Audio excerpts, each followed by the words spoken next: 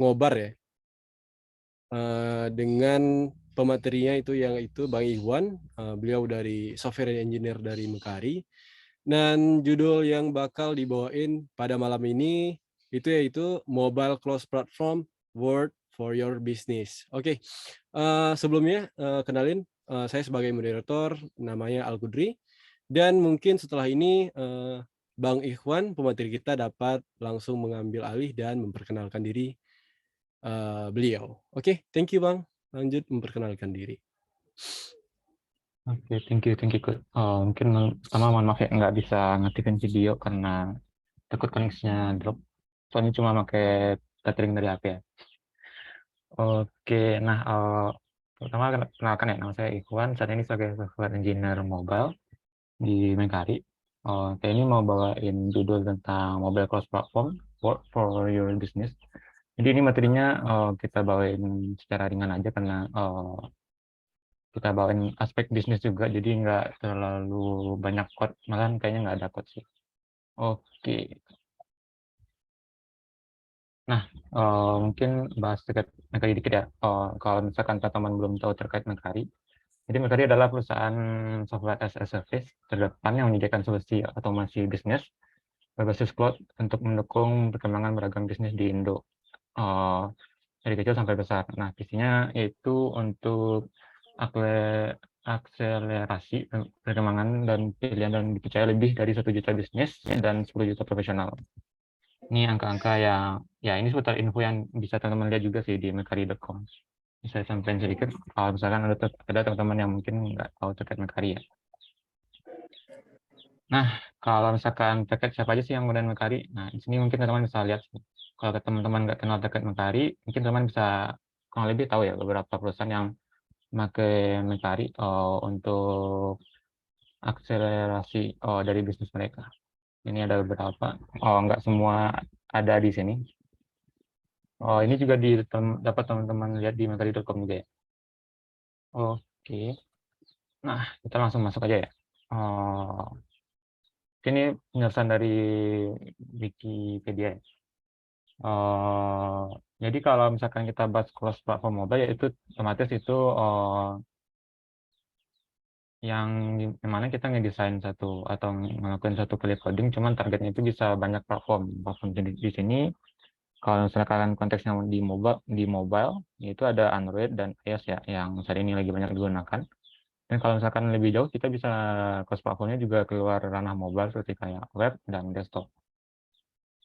Ini penjelasan dari Wikipedia aja, cuman secara tidak langsung kalau misalkan mau direkap intinya teman-teman cuma cukup satu kali coding nih.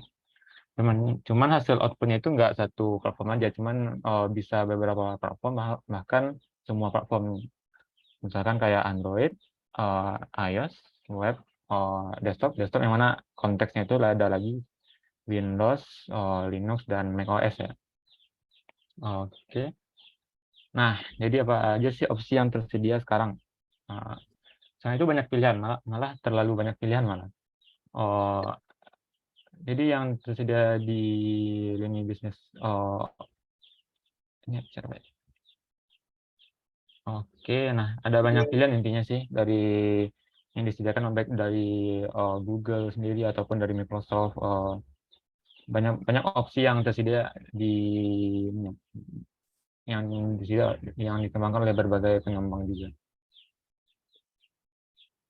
Nah, jadi kan banyak opsi kan. Cuman saya mau garis bawahin dikit kalau saya sendiri adalah atau berpengalaman sebagai Android native dan Flutter ya. Jadi mungkin kalau misalkan ada dari teman-teman yang mungkin lebih berpengalaman di materi yang lain, misalkan kayak Ionic, Progressive Web, dan lain-lain, itu ntar boleh banget ngasih feedbacknya sendiri ya. Soalnya di materi ini bakal banyak pro dan cons-nya. Ya, ini misalkan sudut pandang saya sendiri dan juga dari sumber-sumber yang udah saya dapetin ya. Nah, pertama kita masuk dulu nih ke .NET MAUI. Atau mungkin teman-teman mungkin lebih dulu yang pernah gunain Xamarin. Nah, kalau teman-teman buka website Xamarin sekarang itu ada flag di atas sih yang bilang, oh Microsoft sekarang punya opsi lain ya untuk pengembangan mobile cross platform itu .NET dan .NET MAUI ya.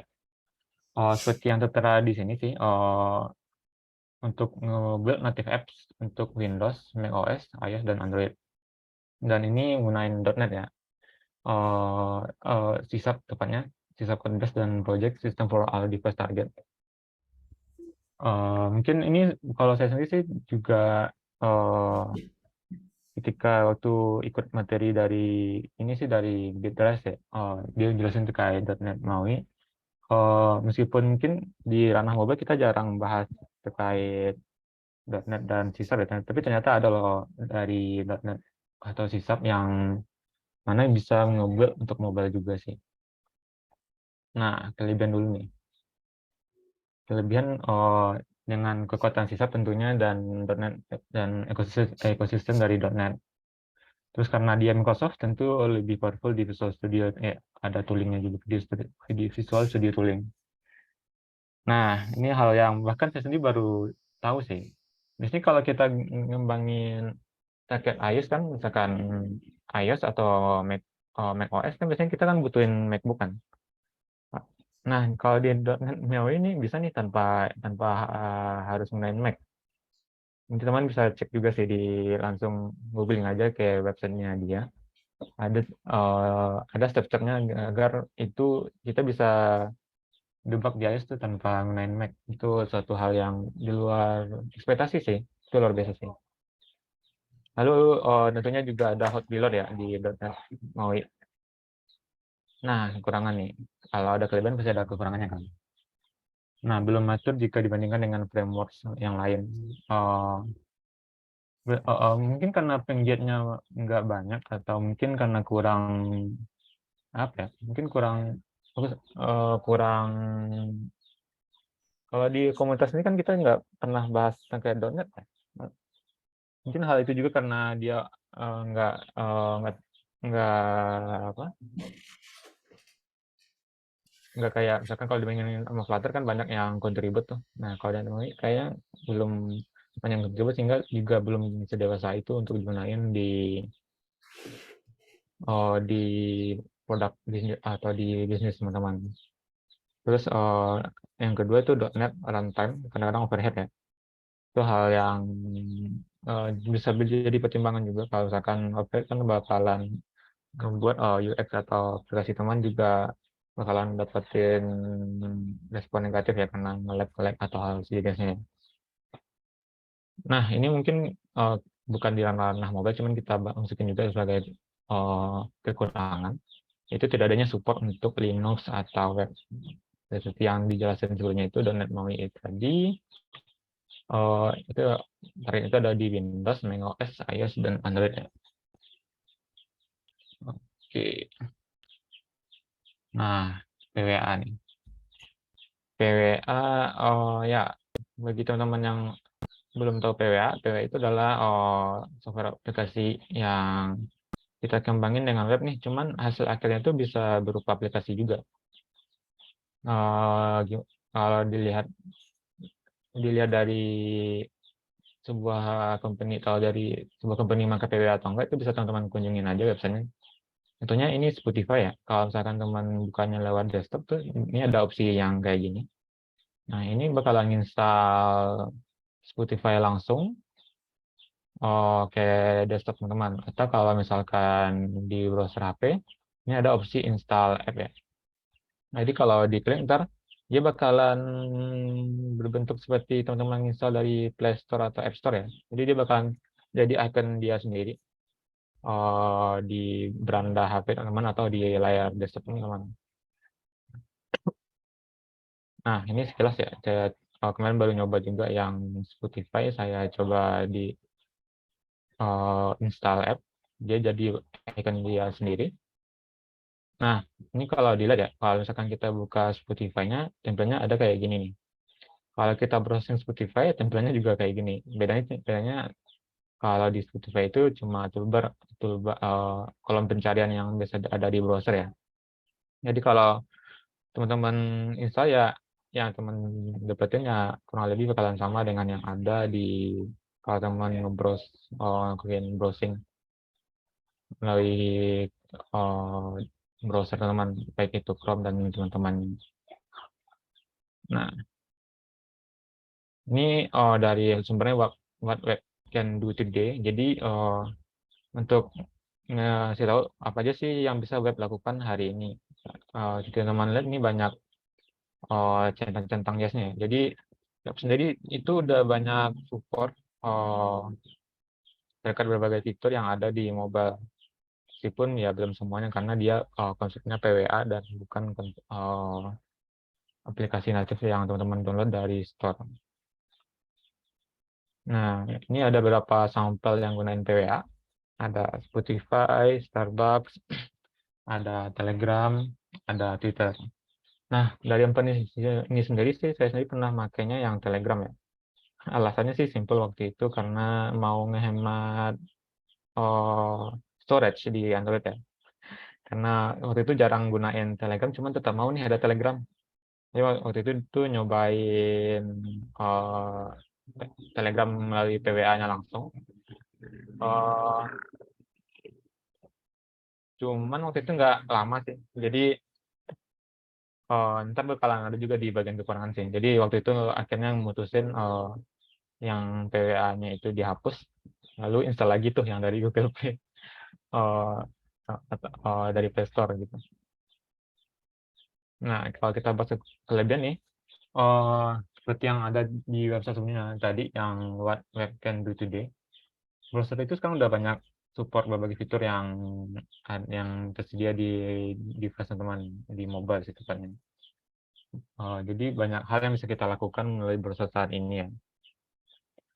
Lalu terdapat banyak framework yang tersedia. Jadi kalau misalkan webnya udah gunain Angular, React, Vue, atau framework lainnya itu biasanya udah support PWA. Nah, lalu akun ketiga itu bisa melewati batasan dari store.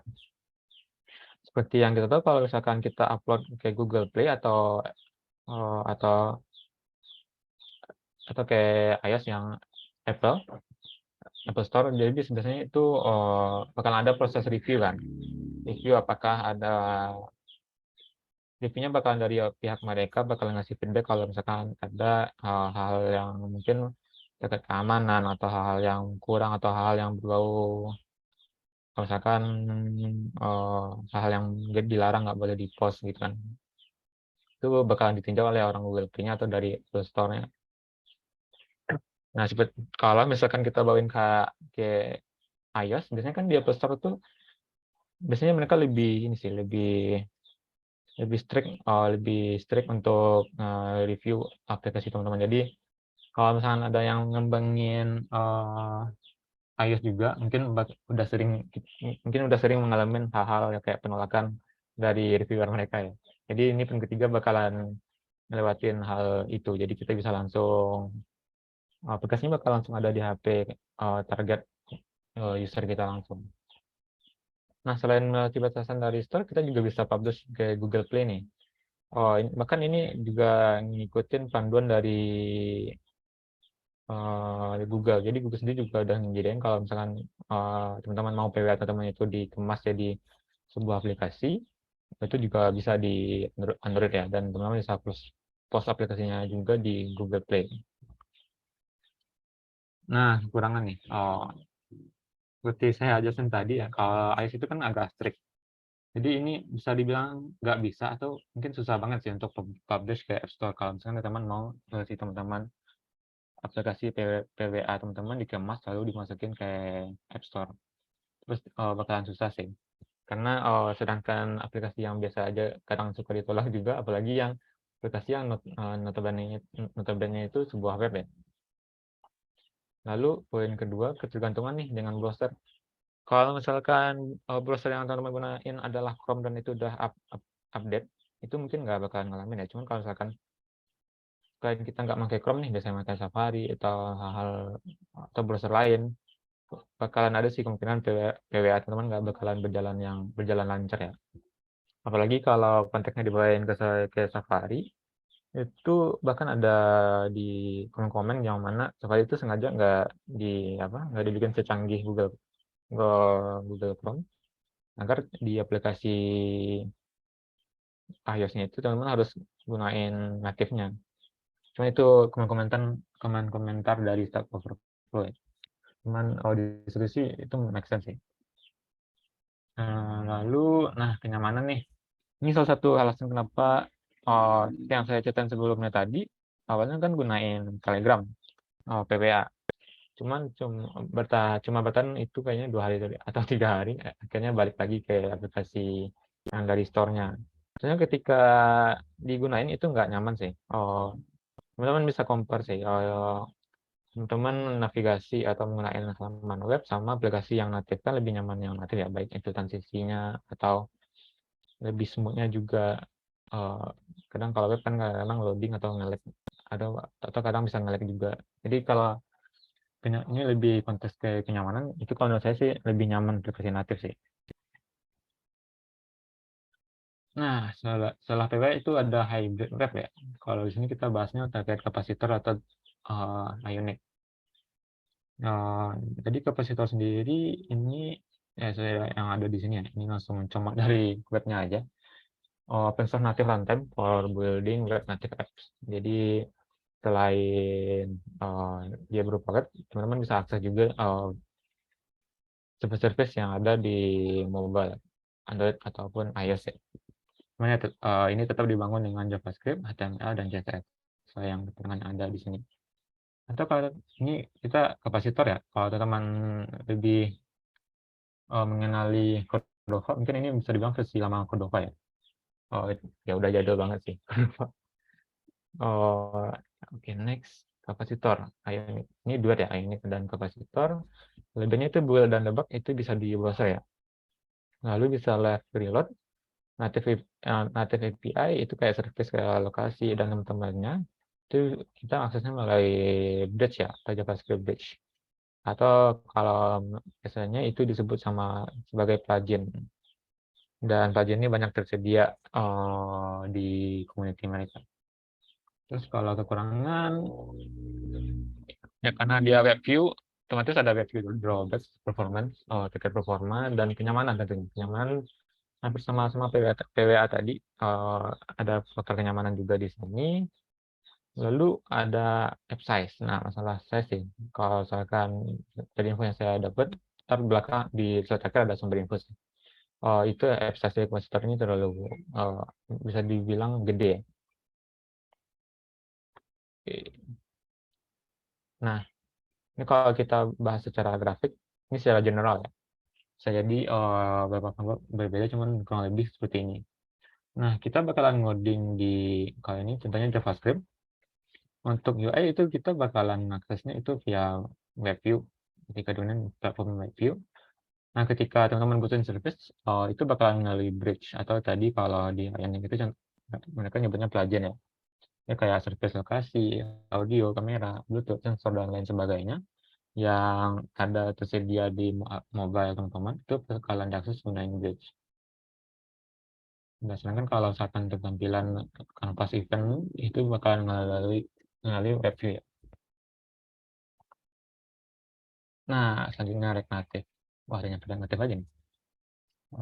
Ntar kalau terlalu cepat kasih tahu ya.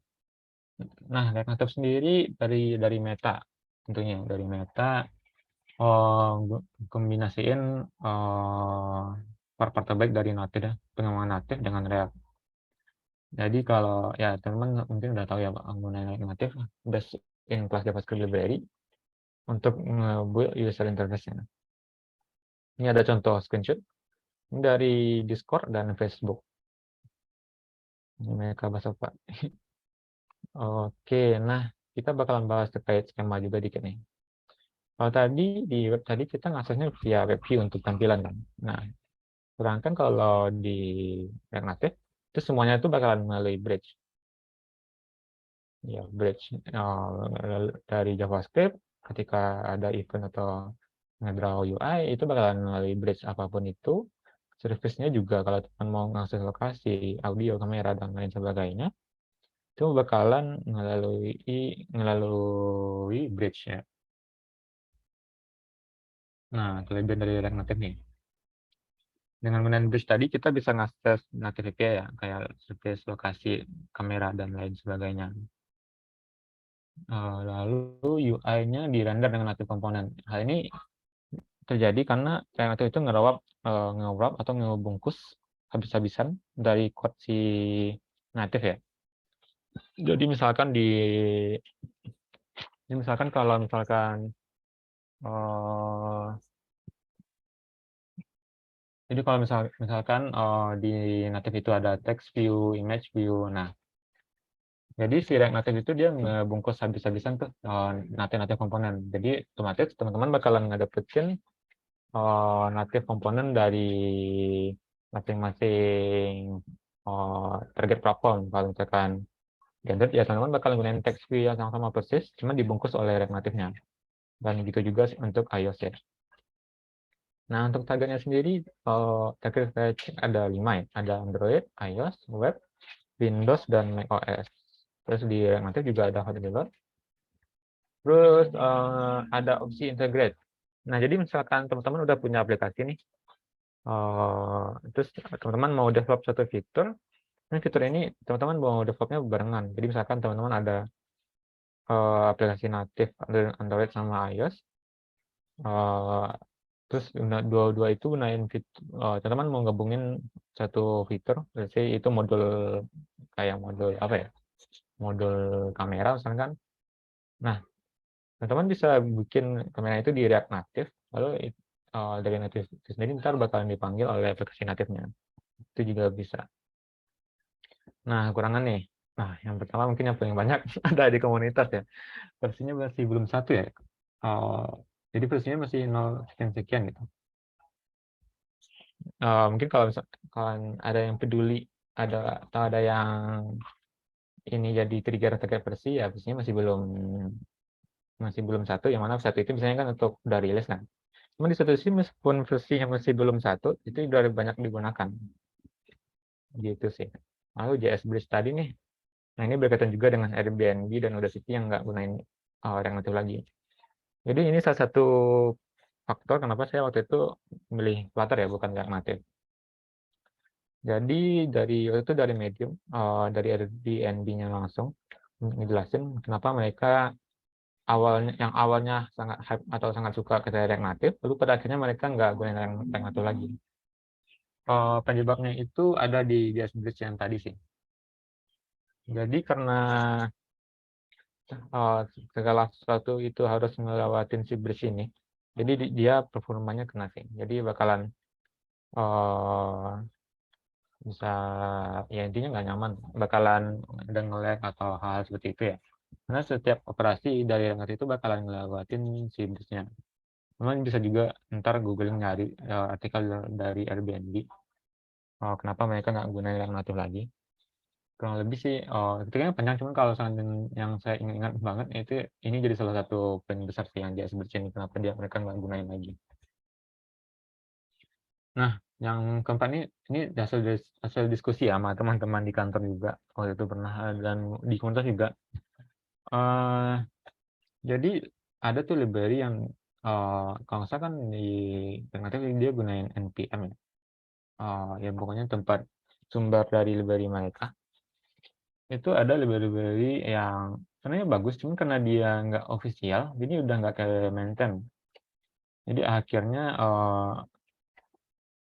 ya library-nya bakalan ketinggalan atau bakalan expire kan, dan intinya nggak bakalan di maintain lagi. Sedangkan ini ntar kalau kita bahas Flutter sendiri ya ntar kita bahas Flutter, cuman kalau sarannya sih ya kalau misalkan library-nya di officialkan, cuma yang mana itu bakalan di maintain langsung oleh pengembang React Native, itu bakalan lebih bagus sih. Jadi kekurangannya karena library-nya sendiri nggak unofficial langsung dari React Native, jadi beberapa library itu terlalu ketergantungan dengan komunitas yang ngembanginnya. Jadi waktu itu dia ceritanya gitu sih. Jadi waktu lagi gunain library itu, ternyata library itu nggak gunain lagi. Akhirnya nyari pengganti kayak gitu. Nah itu tentu habisin waktu ya untuk pengembangan lagi untuk aplikasi bisnis di kantor gitu. Nah, showcase-nya ini banyak sih. Meskipun tadi versinya masih 2.1, cuma ini banyak yang gunain kok. Ada Facebook, Discord, Skype, dan teman-teman yang lain. Kalau aku sendiri sih biasanya cuma gunain Discord ya. Nah, meskipun tadi ada kekurangan di sisi bridge yang mana terkait performa, sebenarnya kalau teman-teman gunain Facebook, Discord, dan lain ini, sebenarnya kan jalannya semut-semut aja ya. Nah, cuman di sini sih kalau aku ambil kesimpulan, eh, untuk terkait performa tadi, teman-teman mungkin bisa nanganin terkait itu juga, atau mungkin ada yang lebih berpengalaman di React Native juga. Cuman otomatis itu kalau aku sendiri effortnya bakalan gede sih. Kalau misalkan teman-teman bisa ngelakuin codingnya kualitasnya sama, effortnya atau kualitasnya sama kayak mereka, itu boleh banget teman-teman tetap gunain React Native sih. Oh ya Kak, kalau di lokal di Indo sih terakhir kali aku cek kayaknya ada Flip ya. Itu based on cek-cek job di LinkedIn ya, waktu nyari kerjaan. Jadi itu Flip, kalau di requirement-nya dia bilang di sana dia dia butuh React Native sih. Oke. Nah, Flutter nih. Flutter kalau teman-teman belum tahu, Flutter itu adalah open source framework dari Google-nya langsung, untuk nge-build beautiful UI yang natively compile, multi-platform, sesuai dengan judul kita ya, multi-platform work, dengan hanya gunain satu code base ya. Jadi dengan satu code base, teman-teman bisa dapetin manfaat dari berbagai manfaat dari Flutter Syncing. Nah, ini kita bahas tentang grafik tadi lagi. Kalau terkait React Native tadi, kita harus gunain melewati bridge kan. Nah, cuman kalau misalkan di Flutter, kalau misalkan untuk UI itu dia gunain gunain aku lupa namanya apa sih? Engine mereka sendiri.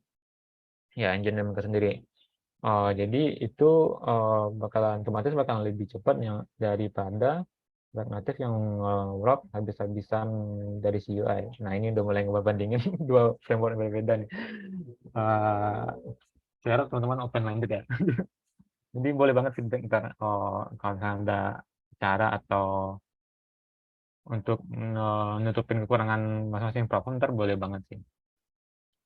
Di sini aku bahas setahu aku ya. Lalu kita kita lanjut. Jadi Flutter itu bakal menggunakan engine mereka sendiri. Jadi otomatis bakalan lebih cepat daripada React Native tadi. Daripada kita menggunakan konsep bridge ya. Dan lalu kalau misalkan service untuk service mobile kayak location, audio, Bluetooth, dan lain-lain sebagainya, itu kalau di Flutter kita aksesnya ngelewatin platform channel. Cuman bukan berarti teman-teman tiap bikin apa, tiap misalkan mau ngakses kamera nih, teman harus bikin platform channel, enggak sih. Jadi teman-teman bisa gunain package yang udah tersedia di pub.dev ya. Jadi teman kalau misalkan udah tercakup di package yang tersedia, biasanya teman-teman juga hanya ngelakuin coding di sisi pattern aja. Nah, kelebihan. Nah, mungkin ini jadi framework yang paling banyak memiliki yang targetnya paling banyak ya. Ada Android, iOS, web, desktop. Nah, desktop sendiri ada Windows, macOS, Linux, dan embedded di di di empat semua nih. Lalu bisa hot reload, verifikasi UI dan animasinya juga oke. Fast adoption dan growing community. Nah, jadi itu bisa dicek dari perkembangan Flutter ya. Meskipun pemain baru itu skopnya udah udah gede, komunitasnya juga udah berkembang banget, baik di Indo maupun di luar tentunya. Lalu yang poin kelima ini integrasi sama kayak React Native tadi. Flutter juga bisa ditambahin ke aplikasi teman-teman. Misalkan ada dua aplikasi, native Android sama native iOS. Lalu teman-teman mau gunain satu source modul, misalkan modul kamera gitu tadi kan. Dari fitur kameranya teman-teman bisa bikin di Flutter. Lalu teman-teman bisa injek atau nambahin modulnya ke native tadi, native Android ataupun native iOS. Yang mana itu tentu bakalan ngemudahin kerja teman-teman juga, dan waktu pengembangan otomatis bakal lebih cepat karena kita satu code bisa handle dua platform kan. Kalau misalkan kita memakai integration untuk existing app.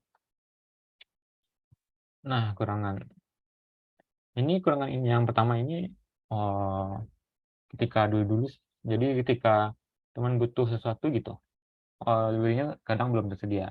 Misalkan kayak, let's say package yang berat contohnya kayak nggak berat juga sih, contohnya kayak, Google Ads, iklan Google, dan lain sebagainya, itu belum tersedia. Cuman kalau dicek sekarang itu udah pada tersedia semua sih, cuman ini tetap saya masukin karena ya wanti-wanti aja. Jadi kalau misalkan teman-teman ada yang, eee, bikin code-nya dari scratch dari awal, cuman bisa cek ketersediaan library dulu sih. Cuman sejauh ini bikin aplikasi standar yang mana kayak ada kayak login, hit API, dan lain sebagainya, yang nggak ada aneh-aneh lah.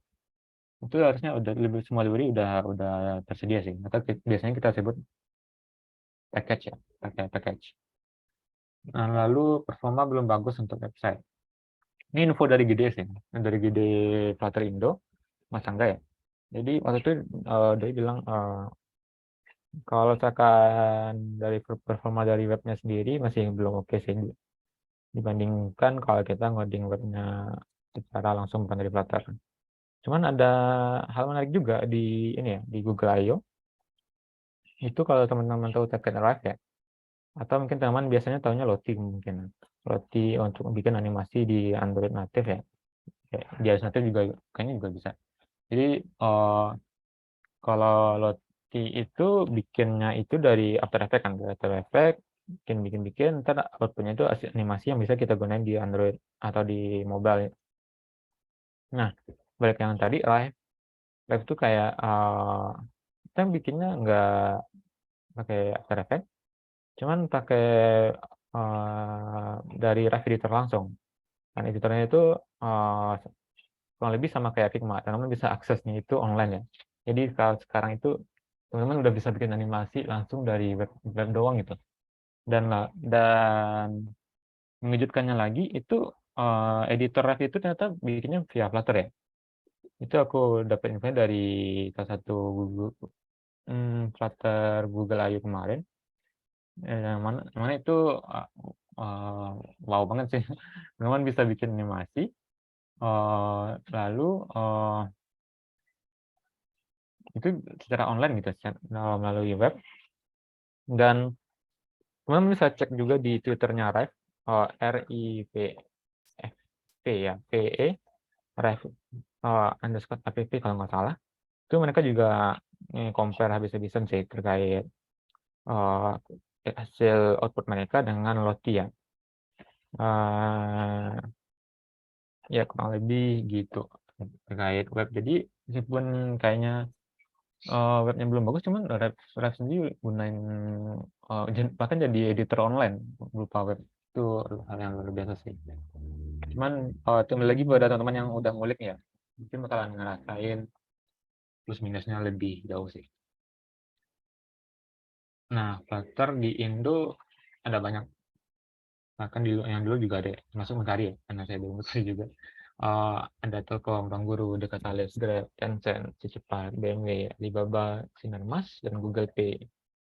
Itu, semua gunain Flutter, baik itu dari scratch atau full Flutter project, atau maupun itu, kayak existing app ya.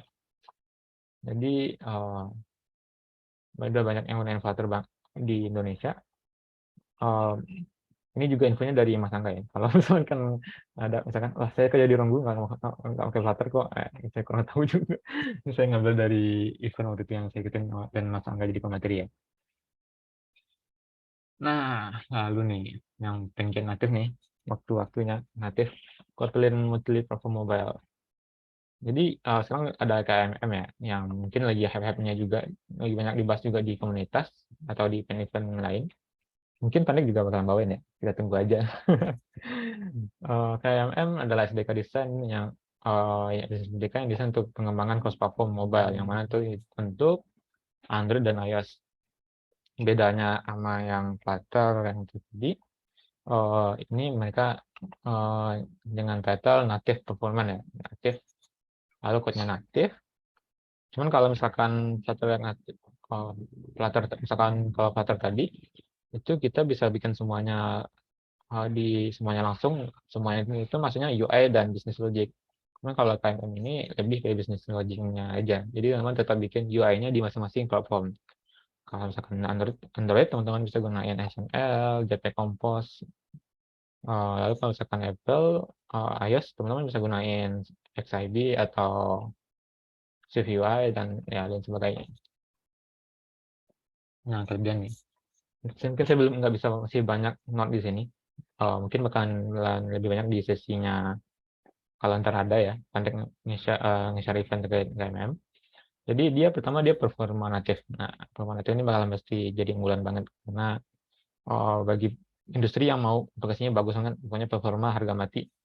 KMM bisa jadi salah satu opsi terdepan terkait hal ini. Fast adoption juga dan growing community ya karena Google yang manage komunitasnya juga ada GDE ya, Android dan lain. Ya teman bisa cek di DevFest atau event manapun udah mulai banyak yang bahas terkait KMM. Dan karena dia gunain native UI ya hal terkait native UI yang terbaru dia bakalan tersedia juga sih. Contohnya kalau di Android ada Compose, kalau di iOS ada Swift UI.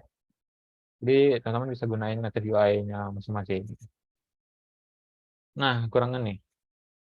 Ya ada kelebihan pasti ada kekurangan. Di sini kali aku cek sih dia masih versi beta ya dari KMM. Cuman sama aja sih kayak React Native yang versinya belum di bawah 1. Kalau misalkan aku nggak salah udah banyak yang gunain KMM juga di production mereka. Lalu poin kedua, nah karena dia cuma business logic, otomatis teman-teman harus bikin native UI-nya masing-masing nih.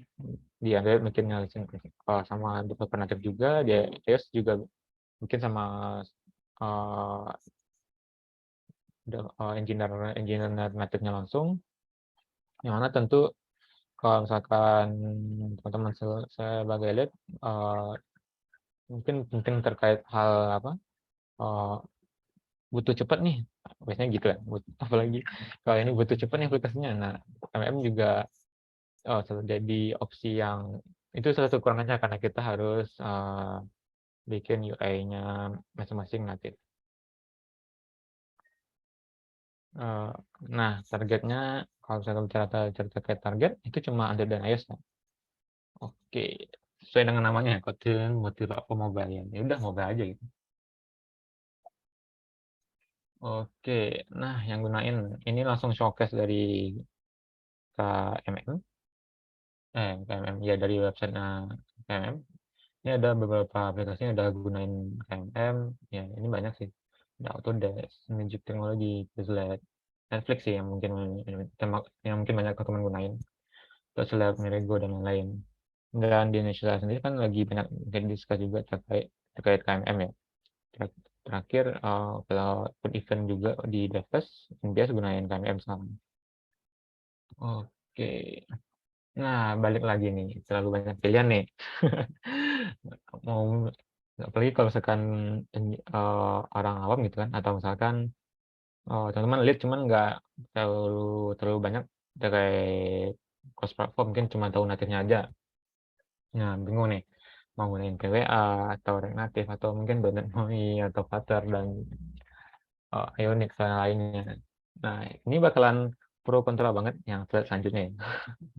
Ini dari sudut pandang pribadi, kalau misalkan teman-teman ada feedback itu boleh banget kita diskusi aja sih. Karena seperti yang aku bilang di awal, aku sendiri cuma di apa professional industries itu cuma gunain Android Native dan Flutter ya. Jadi otomatis bakalan lebih banyak tahunya terkait Android Native dan Flutter. Yang kayak lainnya itu cuma tahu sedikit kulit-kulitnya aja mungkin malah. Nah, kalau kita bicara masalah background nih, background misalkan nah di sisi kiri kalau teman-teman itu seorang web engineer mungkin bakalan opsi yang paling dekat itu atau yang lebih gampang ya. Teman bisa langsung ke PWA atau React Native atau Ionic atau yang empat inilah. Atau misalkan kalau ternyata teman-teman engineer .NET engineer, nah .NET MAUI cocok banget sih. Dan kalau misalkan ada yang mengisi nanti di depan boleh banget sih, ini menarik sih. Nah, lalu kalau ini kalau teman engineer natif atau mungkin orang awam, mungkin aku lebih nyaranin untuk ya teman gunain Flutter atau KMM ya. Ya, itu misalan pribadi sih. Nah, waktu untuk pengembangan nih. Ini poin penting juga untuk bisnis ya. Bisa selesai cepat nggak? Ah, 1 malam jadi. Oh, jadi waktu untuk pengembangannya gimana? Eh, Cara, nah, ini mulai dari yang kanan dulu ya. Nah, untuk 3 ini aku tadi nggak tahu. Jadi aku bikin di luar konteks garis ini ya, fast dan slow. Jadi aku bikin di sini aku nggak tahu ketiga ini. Karena nggak ada bidang ilmu, nggak pernah ngulik juga, jadi takut salah-salah tempat. Ini aku bahas dari yang fast ya, kayak ini aku kasih konteks maybe mungkin. Di sini dalam konteks kalau itu udah ada webnya ya. Jadi kalau udah ada webnya, otomatis kan kalau setahu aku kalau udah ada webnya dan kita mau jadiin itu PWA itu effortnya nggak gede ketimbang teman-teman itu develop dari awal versi natifnya. Google Drive. Aduh. Lalu terkait waktu pengembangan nih, Flutter dan React Native. Ini koneksi aku bisa mana? Oke, lancar. Lalu kalau ini kayaknya Flutter dan React Native itu sama cepatnya sih terkait waktu pengembangan. Ini in general ya, beda lain beda konteks tadi misalkan terkait konteks yang spesifik misalkan fitur yang kayak berat atau fitur yang susah kayak video call atau hal lain mungkin ya butuh butuh mungkin nggak tahu sih kalau misalkan dibandingin tadi ini jadi aku terus sekarang aku bikin ya sama aja gitu karena targetnya sendiri juga untuk 1 kali code teman-teman sudah fitur Android dan iOS kan apalagi kalau misalkan teman cross platformnya itu jauh akan di luar konsep mobile itu dua ini bakal jadi lebih cepat. Nah, lalu kenapa di sini KMM yang dari native itu slow? Ini aku masukin ke slow karena kalau misalkan kita develop dari awal ya, dari scratch itu otomatis teman ada 3 kerjaan, 3 pekerjaan yaitu ada kerjaan desain UI Android native, desain UI iOS native, lalu sama bisnis logiknya yang di KMM yang bakal di share modul ke 2 native ini dan otomatis bakal banyak try and error juga ketika yang di Android native dan iOS native. Otomatis untuk waktu kalau KMM pasti bakalan lebih lama sih. Beda halnya dengan Flutter dan React Native itu kita try and error-nya kan cuma ngeran aja ya, ngeran ke device langsung ada yang aneh nggak, ada yang error nggak gitu kan. Tapi kalau KMM ya sebelum teman-teman ngetes ke device, teman harus nyambungin dulu share modulnya kan.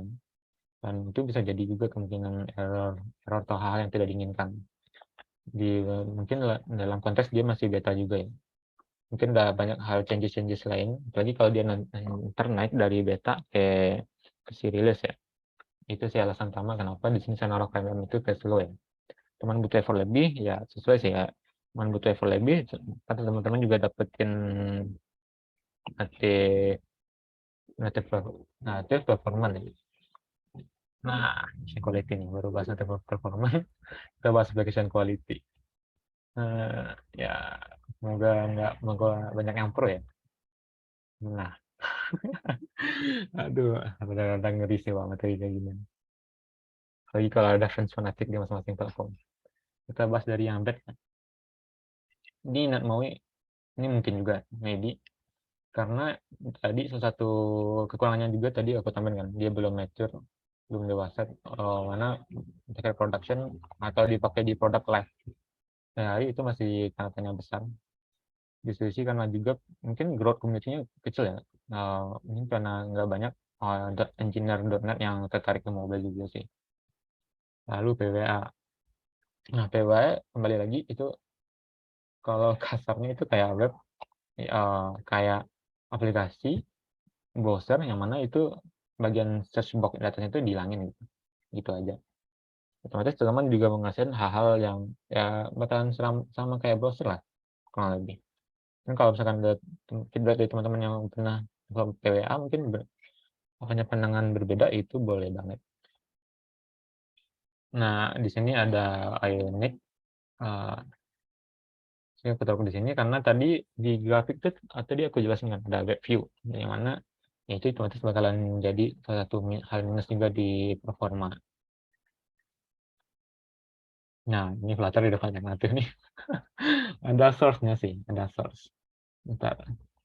Ini. Nah, ini dari sini sih. Sebenarnya waktu itu mau nyari link, waktu itu pernah baca juga di Medium, cuman nggak nemu ya. Cuma waktu itu hasilnya kurang lebih sama. Nah, ini kita langsung ke bagian grafiknya aja. Nah, untuk iOS nih, dengan CPU intensive test, dengan algoritma Gauss Legend, ya pokoknya ini loh.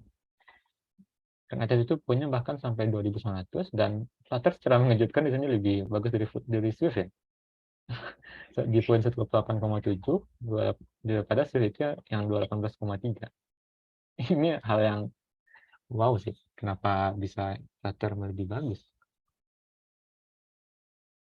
Nah, cuman kalau kita ganti switch algoritmanya, ya ini sesuai ekspektasi. Yang natif 582 yang mana lebih lebih kurang bagus, lebih lag. Ada Flutter, terus baru dari natifnya. Nah, ini sesuai baru sesuai dan yang ini mengejutkan ya. Lalu, untuk Android nih, di React Native itu ada dari skor yang jelek, misalnya bilang jelek karena tinggi sih 3200, di Flutter ada 272, di Java ada 2. Nah, ini bedanya Flutter sama Java cuma beda 50 ya, 50,5 dengan Java-nya ya. Lalu kalau misalkan kita ganti algoritma cara benchmarknya, ini relatif ada di 821, Flutter ada di 28,5, natif, aplikasi natif, nah itu ada 1,3, 1,4. Ini kalau perbedaan yang itu jauh di atas, yang mana nggak bagus secara CPU intensive testnya.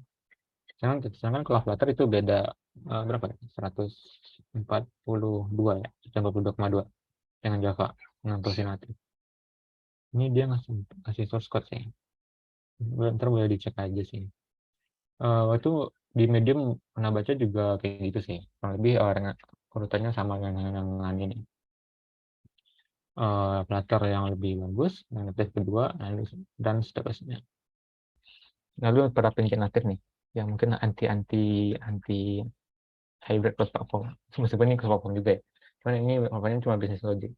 Di sini aku taruh paling bagus, cuman maybe juga sih. Karena belum nemu artikel yang ngebandingin bisa-bisa nih terkait performa dengan bahasa yang lain, atau framework lain sama Flutter yang ada belum nemu. Cuman kalau misalnya kita baca dari KMM kan dia ini konteks atau jualannya itu kan dia bilang native performance, yang mana otomatis kalau performance itu KMM bakalan lebih bagus. Cuman ini jadi maybe juga kan dia masih beta, dan lalu apakah performa di iOS-nya juga bagus daripada yang cross platform lain, itu nggak tahu juga sih. Nah, kalau misalkan ada mungkin aku juga cukup yakin sih karena dia juga gunain Kotlin, bahasa yang teman-teman gunain di native juga ya. Oke, nah yang populer di Indonesia apa ya sih? Tadi kan banyak ada Ionic, .NET MAUI, KMM. Nah, kalau misalkan yang populer di Indonesia, ini research sendiri sih. Ada yang native, Flutter, dan KMM. Kalau yang lainnya .NET MAUI, bahkan aku baru dengar yang .NET MAUI tadi, yang ini, yang Ionic, PWA. Nah, di sini aku nggak masukin PWA sih, karena kalau kita cari, oh ya, ini link sumbernya itu dari mana, sumber populernya itu simple aja gitu, buka LinkedIn, buka jobs-nya gitu, buka bagian jobs tuh, lalu cari mobile engineer.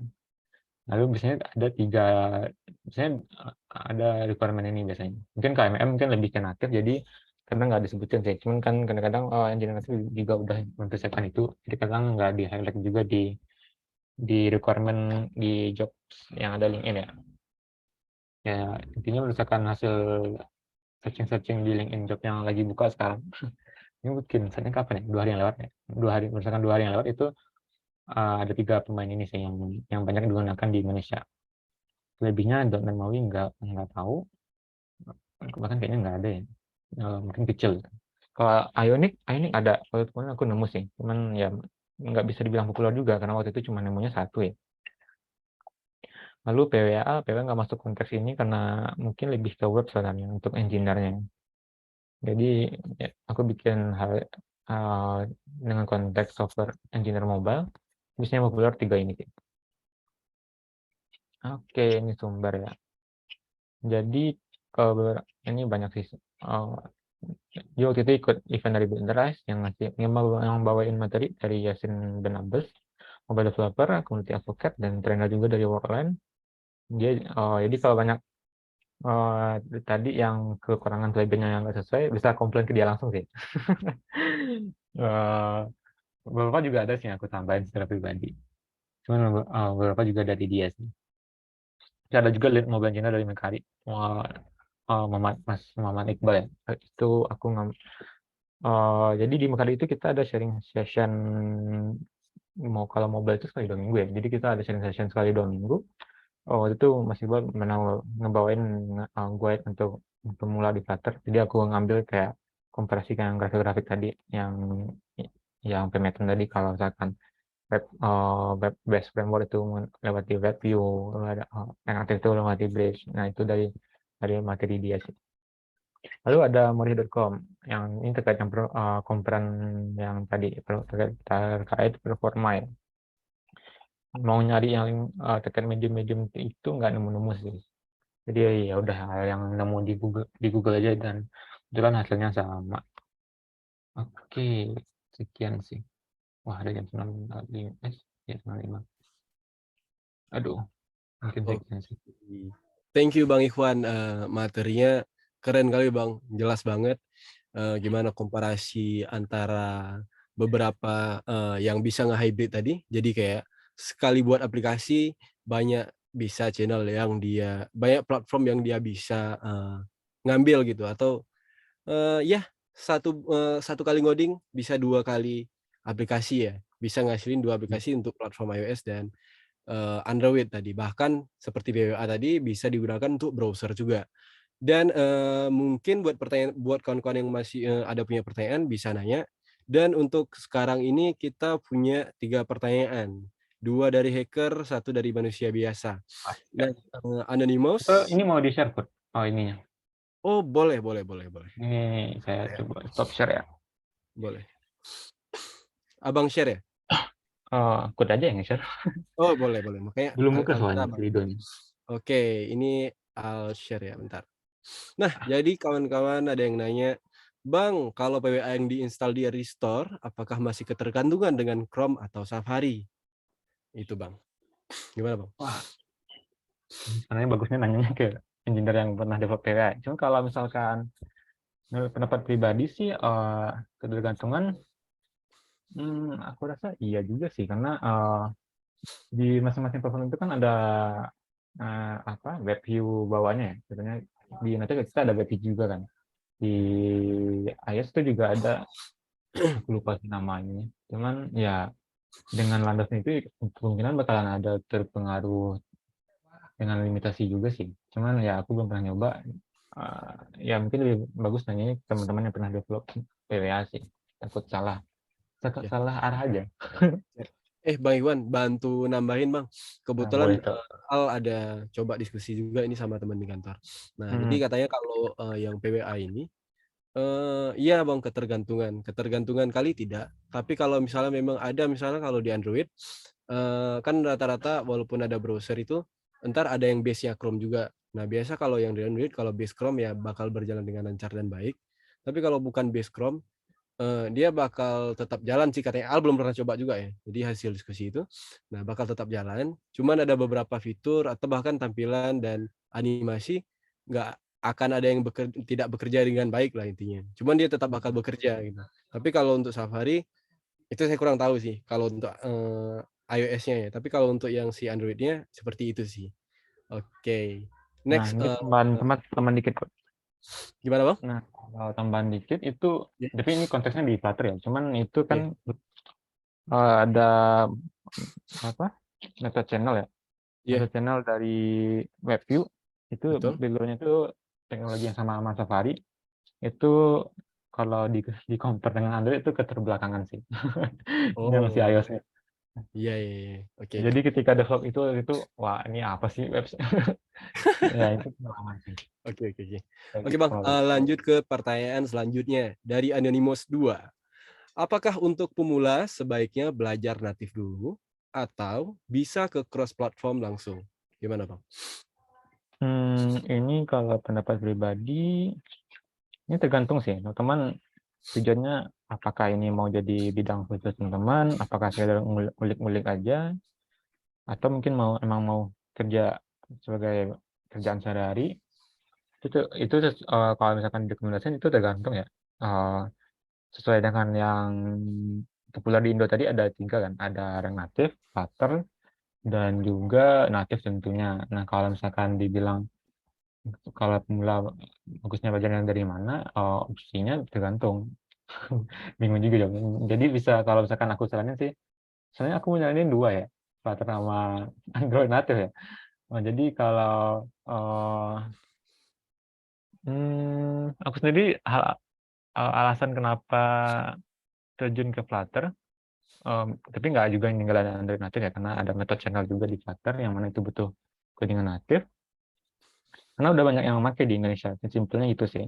Eee, kan agak percuma aja kalau kita belajar suatu hal, tapi yang make ternyata dikit nih, itu kan agak agak buang-buang waktu juga dan buang-buang stamina juga ya. Kalau misalkan mau belajar yang mana, native boleh, Flutter boleh juga. Dan kalau sekarang Oke. native, eee, udah banyak course-nya juga sih intinya, udah banyak course juga, jadi boleh sih antara 2 itu. Betul betul betul betul. Oke Kalau Bang Ikhwan, pertanyaan terakhir dari Al-Qudri, entah siapa itu. Nah, jadi, kemarin sempat dengar rumor kalau React Native itu, untuk bagian khusus iOS permission-nya kadang agak sulit dan terkadang agak ngaco. Misalnya dia udah mungkin kita bilang lah, pas di environment UAT, SIT itu masih oke gitu. Nah, ketika udah sampai ke prod, udah sampai ke end user, ternyata ada tuh yang, oh, bakal jadi force close kah, atau ketika dia udah, di permission-nya udah di, accept, ternyata masih error kah dan lain-lain. Nah, itu saya sempat ngedengerin rumor itu ketika 2017, 2018. Nah, apakah rumor itu betul? Atau jika rumor itu benar, apakah sekarang masih kejadian dan lain-lain? Oke, itu Bang, gimana Bang?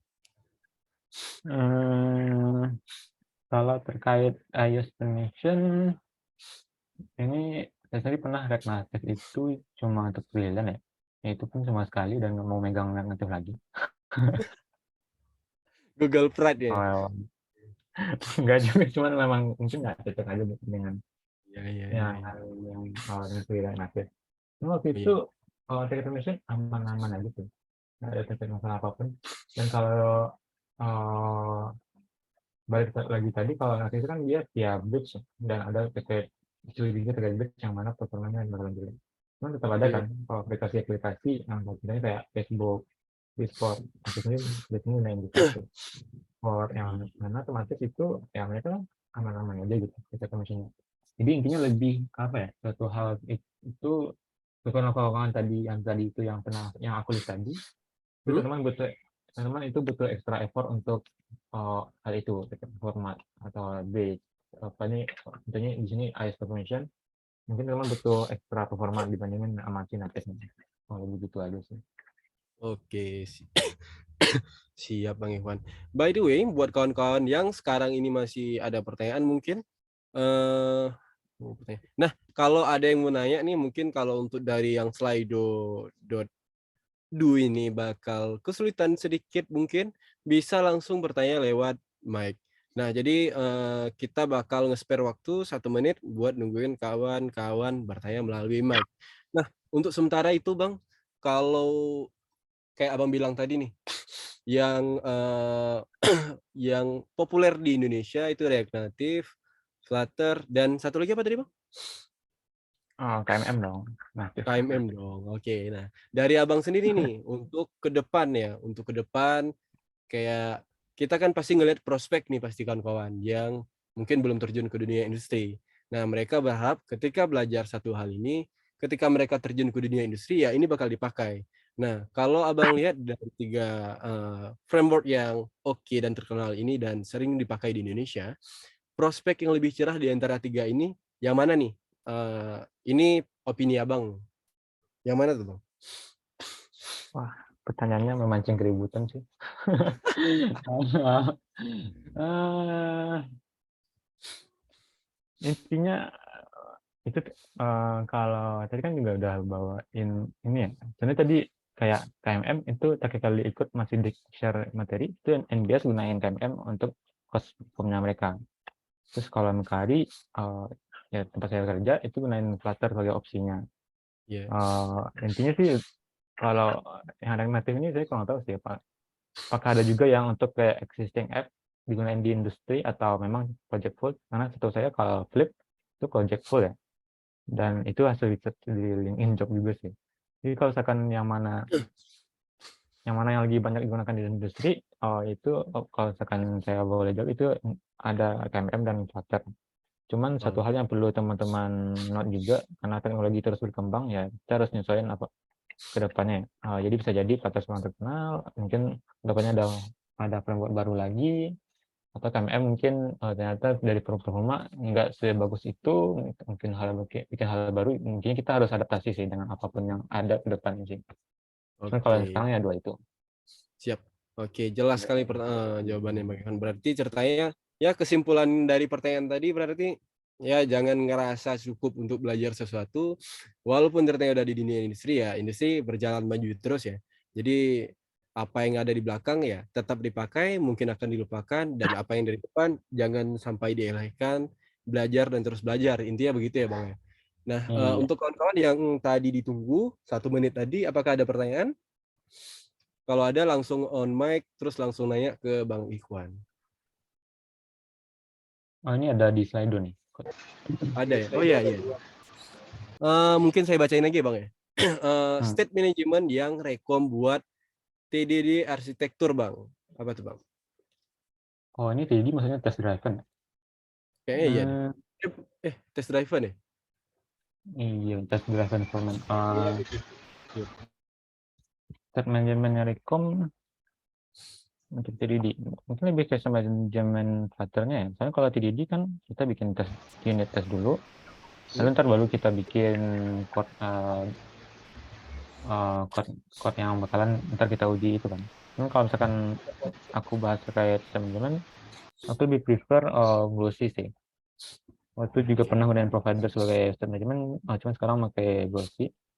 Atau kalau teman pecinta RX itu juga ada RX Dark kalau nggak salah. Waktu aku juga pernah pakai sih RX Dark.